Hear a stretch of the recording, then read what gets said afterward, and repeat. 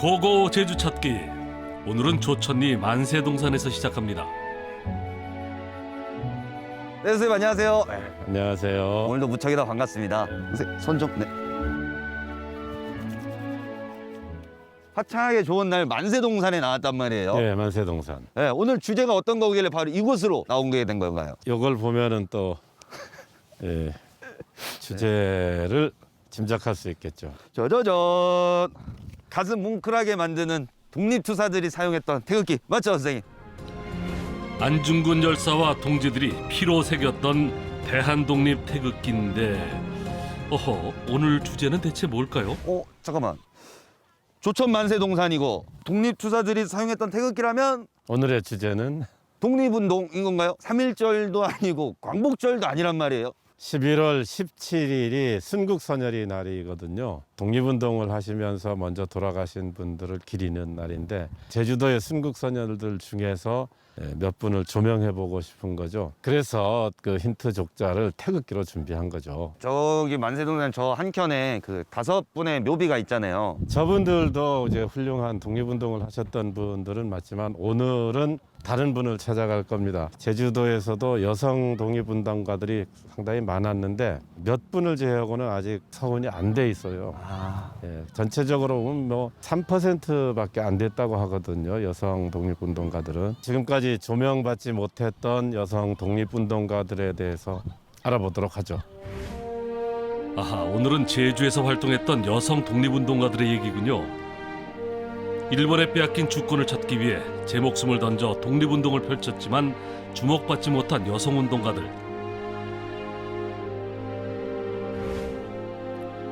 그들의 발자취를 따라 길을 떠나볼까요? 먼저 소개할 인물은 김시숙 선생입니다.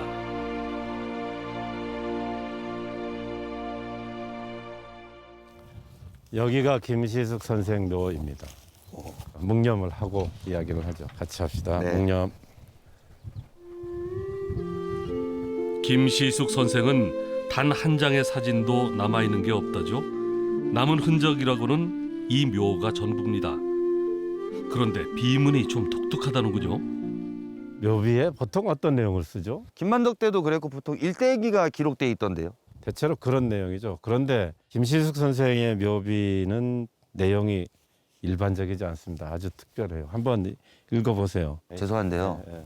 한자는 저한테 그림입니다. 알겠습니다. 그래서 이렇게 따로 준비를 했습니다. 이제 읽기 쉬운 버전으로. 재래의 불합리한 도덕과 윤리는 여자의 개성과 인권을 무시했다.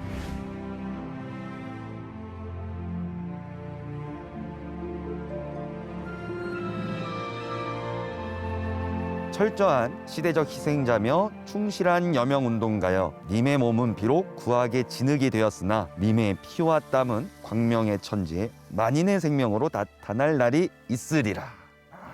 그 끝에 읽은 부분 그건 정말 시적인 문장이에요. 네, 이 묘비명을 써주신 분이 누구시죠? 고순흠 선생님이십니다. 이 특별한 묘비문은 고순흠 선생의 작품이었군요. 선봉에 서서 독립운동을 펼쳤던 고순흠 선생은 뒤늦게 독립운동에 뛰어든 김시숙의 열정에 감복했다죠. 그래서 전무후무한 지금의 비문을 남겼다고 전해집니다.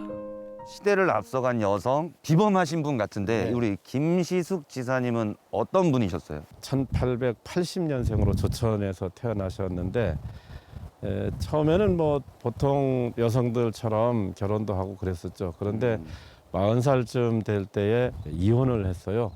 그래서 공부를 하기 시작했죠. 공부를 해보니까 세상을 보는 눈이 달라지잖아요. 그렇죠. 그래서 우리 여성들이 다 배워야 되겠다는 생각을 해서 야학을 열기 시작한 거죠. 그러면 김시숙 선생이 운영을 책임졌던 네. 야학터가 지금 남아 있으니까 네. 거길 가보죠. 예, 좋아요. 조천리에 김시숙 선생이 운영했던 야학당을 찾아가 봅니다.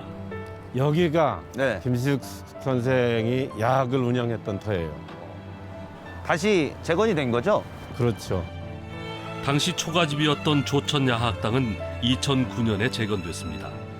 조천에서 활동하던 항일 운동가들은 마을에 야학당을 열었다죠. 뒤늦게 공부를 깨친 그녀는 자신과 같은 처지에 있던 부녀자들을 위해서 야학당을 운영합니다. 선생님, 근데 김시숙 선생님은 왜 야학당을 운영하려고 생각을 했던 걸까요? 당시 일제시대 제도권 교육이라고 하는 것은 일본에 충성하도록 가르치는 것, 즉 식민지 교육이었죠. 우리가 살 길을 찾아서는 우리 교육을 해야겠다. 그래서 한글도 가르치고 우리 역사도 가르치고 그러면서 민족 의식을 키워나갔던 거죠. 일제의 감시를 피해 야학이 성행하던 그 시절, 매일 밤이면 바닷마을의 여자들은 김시숙의 야학당으로 모여 교육을 받기 시작합니다.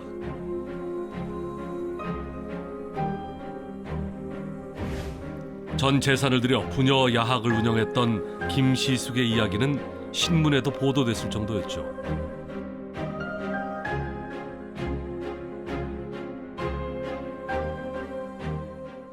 그렇게 열심히 하면 그 일본에서 가만히 안 놔뒀을 것 같아요, 선생님은. 그렇죠. 김시숙 선생은 운영하는 동안 계속 일본 경찰로부터는 요 시찰인물, 그리고 실제로 검거돼서 잡혀가기도 했었어요. 그럼에도 불구하고 굴하지 않고 계속 한 거죠. 말씀만 이렇게 들어도 정말 대단하신 진짜 선생님이 같아요, 선생님. 선생님 중에서도 아주 멋진. 네. 베스트 오브 베스트, 선생님도 최고. 나같이 그렇게 안 말해도 되는데. 그럼 반만 최고. 그럼에도 불구하고 끈질기게 이 야학을 운영을 했는데 결국은 독지가들을 경찰이 가서 못하도록 하는 거예요. 돈을 돕지 못하도록. 아, 그래서 이제 어려움을 더 겪게 되죠. 결국 운영 자금이 모자라니까 김시숙 선생은 운영 자금을 벌기 위해서 일본으로 갑니다. 1927년 결국 김시숙 선생은 일본 오사카로 건너갑니다. 야학 자금을 벌고 독지가들로부터 항일운동 자금을 조달하기 위한 선택이었죠. 오사카의 한 공장에 취직한 뒤에 매우 열악했던 조선 여공들의 현실을 마주한 김시숙. 조합을 결성해 여공들의 권익을 위해서 싸웁니다. 당시 많은 조선 여공들의 대모로 불렸을 정도였죠.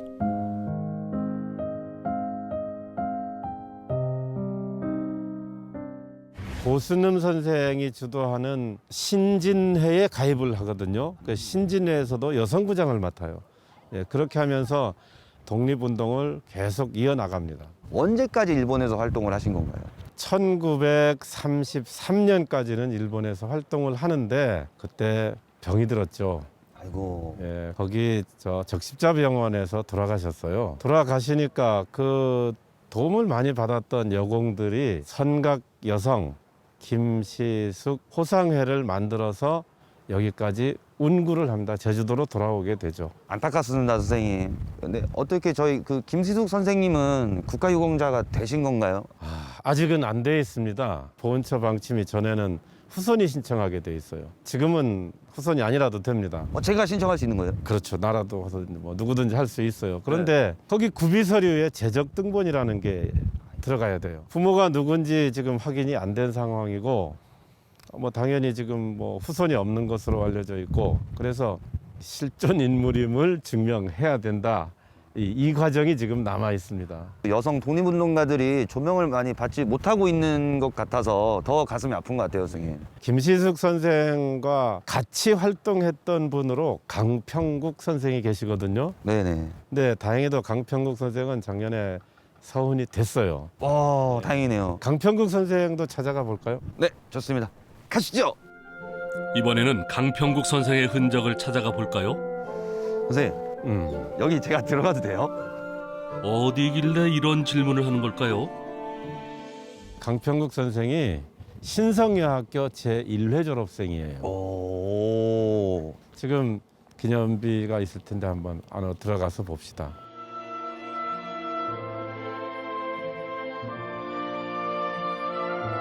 여기 독립애국지사 기념비에서 강평국 선생님, 고수 선생님, 최정수 선생님 이렇게 기념비가 다 이렇게 기록에 남아 있네요.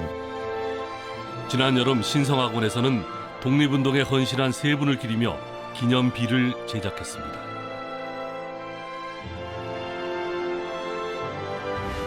어려서부터 세 사람은 절친한 사이였다고 전해지죠. 이재수의 난으로 일찍 부모를 여윈 강평국 선생에게 두 친구는 든든한 동지였습니다. 이 세 분이 졸업하고 나서 바로 경성여고부까지 같이 입학을 합니다. 그 경성여고부 가서는 뜻맞는 사람을 다시 모으죠. 어떤 뜻? 독립에 대한 그렇죠. 그렇게 뜻 맞는 사람들을 모아서 비밀 조직을 했는데 그걸 소녀결사대라고 이름 붙였어요. 와, 소녀결사대요? 이름부터 뭔가 비장한데요. 비장하죠. 제주도에서 간 남학생들도 있었어요. 그 남학생들하고도 연결을 해야 되잖아요. 그렇죠. 그런데 재미있는 건 이 세 분이 다 기숙사 생활을 하고 있는데 약속한 시간에 밖에서 네. 창문 앞 밑에다가 지게를 딱 받쳐주는 거예요. 그러면은 누가 나왔을까? 강평국 선생이 나온 거예요. 왜냐? 강평국 선생은 당시 외부하고의 연결 그 책임을 맡았기 때문에 그때면은 10대잖아요. 외부 연결책을 하려면 어느 정도 강단이 있어야 되는데 굉장히 용감하셨던 것 같아요. 강평국 선생님은. 그 세 분 중에서도 강평국 선생이 가장 강인했다.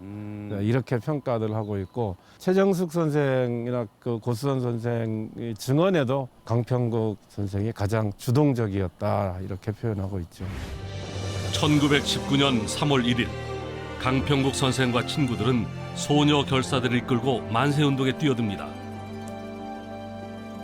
그 어린 나이에 죽음을 각오하고서도 이렇게 독립에 힘쓰셨는데 진짜 정말 대단한 것 같아요. 지금 생각으로 하면은 정말 그럴 수 있을까 할 정도의 용감한 행동들을 했던 겁니다. 이후 최정숙 선생과 함께 귀향한 강평국 선생은 여성운동에도 앞장섭니다.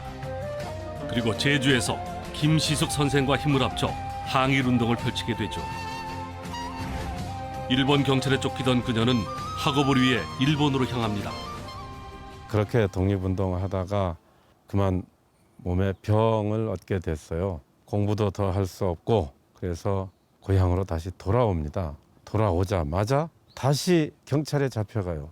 왜 그게 그 전에 국내에서 활동을 했던 것이 뭐 탄로가 났는지 그게 또 잡혀가죠. 그런데 이미 몸에 병이 든 상황이라 경찰에 오래 있질 못했죠. 그야말로 몇 달 안 돼서 돌아가셨어요. 당시 나이가 33살이었죠. 일평생 진짜 독립운동에만 헌신을 하시다가 돌아가셨네요. 가슴이 너무 아픕니다, 선생님. 예. 평생 독립운동만 하다가 33세 생을 마감했던 강평국 선생. 짧은 생이지만 헌신적이었던 그녀를 기리기 위해 동지들은 추도비를 세웠습니다.